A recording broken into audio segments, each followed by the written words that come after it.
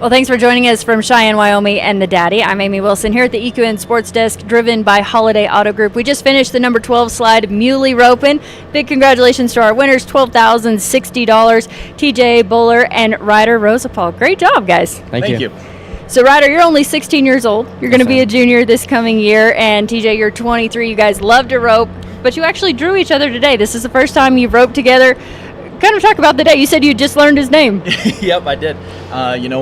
We backed in the box. You never know your draw partners. And I turned the first one and he held everything really good all day. And it was just awesome to see. And after about the third steer, I started remembering his name. He was really good. You won't forget it now. You do plenty of winning. You actually won first and second. You were fourth high call and ended up winning second with a 28.91 on forehead. That was worth $9,300, and that was with Coulter Jackson. And you've won a lot in the past with him as well. But throughout this week, I was adding it up. You've already split over $37,000, and you still have more to enter. So tell me about this week. It's been pretty good, really.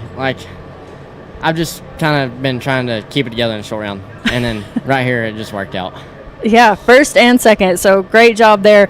$12,000 for first, as I mentioned. You guys finished with 27.08 on forehead. So a pretty good lead, too. Yeah, we'll take it. Did you guys know that backing in? Were you listening to the announcer, or did you know where you were at? I knew that the first or second and third didn't do very good. And we had, I think, me and Coulter were 23, so we had a 2-second lead on them. Yeah. I knew he was winning it when we backed in, and so just tried to make another good run and see where it put us. That's a good feeling to know no matter what, you have first place. I wasn't even worried about that one. You're ready to win again no matter what, every time you back in the box. So you mentioned the few before you having some tough luck. What does that do for you as you get ready to rope yours? Does it ease up the pressure, or does it kind of add some questions? For me, the biggest part was just getting out of the score. Some of these cows kind of left a little bit slower, and I just wanted to make sure I got out of the barrier. And once that was over, it seemed like everything fell into place. But we just had to get out of the barrier and see if we could get one turned. Some of the eliminators in here in the indoor, some really good cattle outside. So we're going to take a look at all of your runs. Let's start with round number 1. This is what started it off for this team, 8.09. So as we watch this, you can tell us all about it.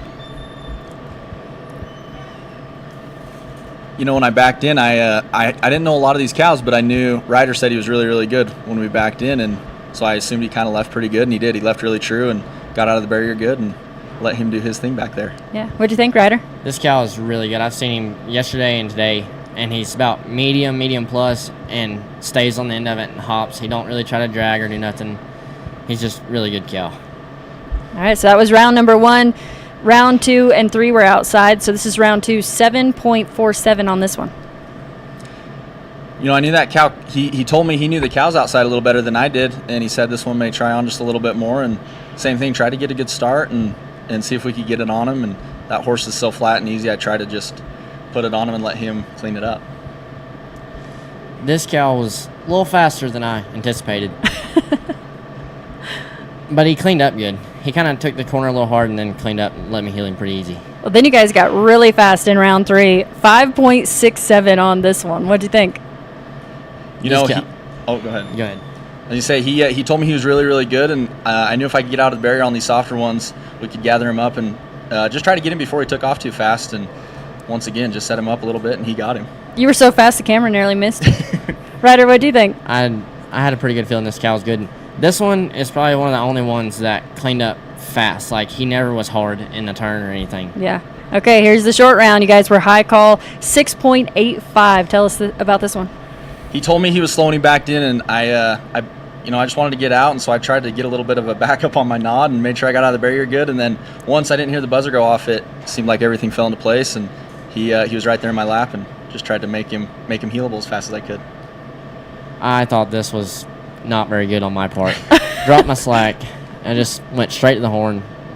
Very pleased that he stayed in my loop. You did just make a great run, though. I mean, to finish it all up, but I see what you're saying when it all came together. I'm sure you're glad. You were a little nervous about it? Didn't have my slack in my hand. I was like, oh boy, this could go bad. So we have to talk about how you knew all of these cattle. Well, he pointed out an all black one, and you knew exactly what it did. How'd you know all the cattle? Well, we roped them yesterday, so I had a pretty good feel for them. And over there, if they were a little fuller and kind of had some ear to them, they were going to try on a little bit and be better. They were kind of drawed up, or they weren't going to be very good. That has to be a big advantage for you and all you win when it comes to roping, to be able to read cattle and to recognize cattle and learn them so quick. How have you learned how to do that? Well, over here it was pretty easy. They're either good or they weren't. But over there it's just kind of judging the cattle, really. Like, Yeah. just having an idea and knowing what you got. Yeah. Well, TJ, you mentioned that your horse is so nice and easy to ride. Only 4 years old. Doesn't have a name yet, so maybe this is the roping where he earns his name, but only the 3rd or 4th jackpot. So how impressed are you with this horse? He's doing really good. You know, we actually thought he was 5. Me and the guy I ride with a little bit, we thought he was 5, and we treated him like a 5-year-old and started putting some pressure on him. And we got his papers a couple weeks ago and found out he was just 4. And he's been doing awesome. We've hauled him to town a couple times. He takes the pressure really good.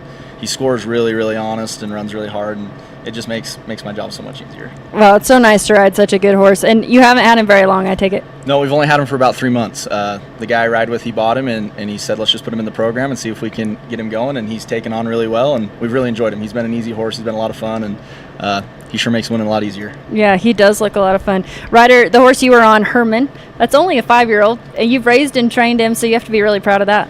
That is probably one of the easiest horses I've ever rode. Easy to train, easy to get along with. You can head or heel on him. Whatever you want to do, he's down for it.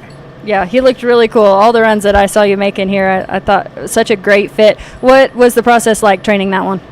Easy. You told him where to go once, and he did it pretty much every time. Isn't it nice to have horses like that? Make it so much more fun. Absolutely. Let you win on them. That's awesome. Well, guys, after such an amazing day and winning the kind of money you did, more roping to go. What are your thoughts on everything with this roping?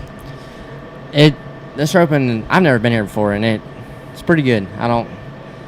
That 8-hour drive is a lot easier when there's some money up.